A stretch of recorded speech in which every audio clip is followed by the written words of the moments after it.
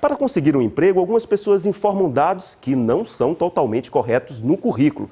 Por exemplo, elas dizem ter um conhecimento avançado em inglês, mas sabem pouco. E no ambiente de trabalho, há outros que mentem para se dar bem, para que o chefe não chame a atenção deles. Está aqui no estúdio com a gente o George Fry, que é especialista em comportamento e também em psicopatia. Bom dia, George. Bom dia.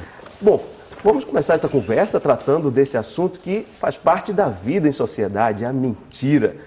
Ela é ou não um comportamento aceitável, faz parte desse dia a dia, já que todo mundo costuma dizer, aqui não mente. Então, todo mundo mente ou não? Sim, todo mundo mente. A mentira, em um determinado nível, era necessária porque ela funciona como um lubrificante para as relações sociais.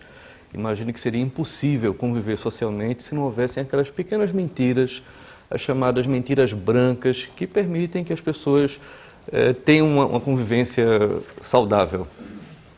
E quando é que essa mentira começa a atrapalhar? Pronto. Existem níveis.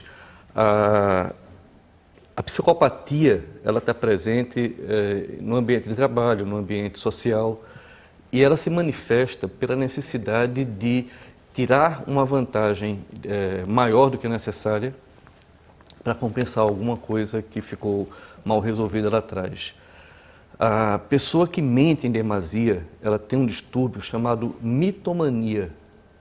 Normalmente são pessoas que têm uma vida muito desinteressante, que têm a necessidade de colocar algum brilho dentro da própria vida, e aí começam a criar fantasias, começam a criar histórias, só que elas transmitem essas histórias, essas pseudo-verdades, de uma forma tão convincente que até mesmo elas, depois de um tempo, passam a acreditar. Elas constroem essas verdades.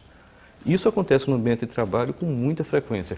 Como você falou, na questão do currículo, numa entrevista de emprego, todo mundo tenta mostrar o melhor de si. Ninguém vai falar, numa situação dessa, sobre as falhas, sobre os fracassos, sobre os medos. Normalmente as pessoas tendem a dar dourar mais a pílula. Só que existe um limite entre você tentar mostrar o melhor de si e você criar toda uma história baseada em mentiras.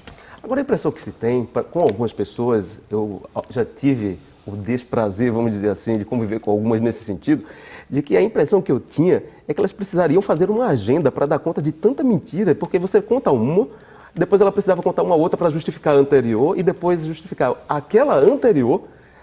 A coisa vai criando, tomando uma proporção mais séria. Acontece exatamente isso. Tocou num ponto muito importante. A mentira exige elaboração. Você não mente... A verdade é falada automaticamente, sem necessitar nenhum tipo de esforço. Já a mentira exige criatividade, exige elaboração, exige que se construa alguma coisa. E essa construção, ela vai ser a base para que outras mentiras possam acontecer. E aí é preciso ter memória para lembrar da mentira original que gerou aquela situação e que vai fazer com que isso perpetue. Agora, como é que essas pessoas se entregam, vamos dizer assim? O que é que a gente percebe que ali não tem uma mentira escondida ali? A mentira, não a mentira social, aquela mentira branca que eu falei, a mentira com um pouco mais de peso, ela acaba se tornando uma violência ao nosso corpo. Por quê? Quando nós mentimos, toda a fisiologia do nosso corpo ela acaba sendo alterada. O nível de adrenalina sobe, as mãos esfriam, a pessoa começa a ter um comportamento não natural. Então, o organismo sofre com isso. E aí existem os sinais que, com um pouquinho de instrumentalização, o outro pode perceber, que é o estresse de voz. Ao mentir, esse estresse gera um ressecamento da garganta. Então as pessoas começam a ter uma variação no tom de voz, que não é normal, começam a pigarrear. Por quê? Porque cria-se um muco aqui. Elas começam a ter uma postura inquieta, o corpo fica agitado, então aquela tranquilidade, aquela postura mais serena vai embora. Os gestos, eles se tornam mais artificiais.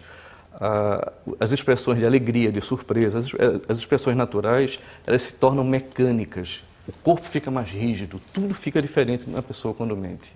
Tá certo, então. Jorge, eu agradeço pelas informações, pela participação aqui no Bom Dia Pernambuco. Bom dia para o senhor.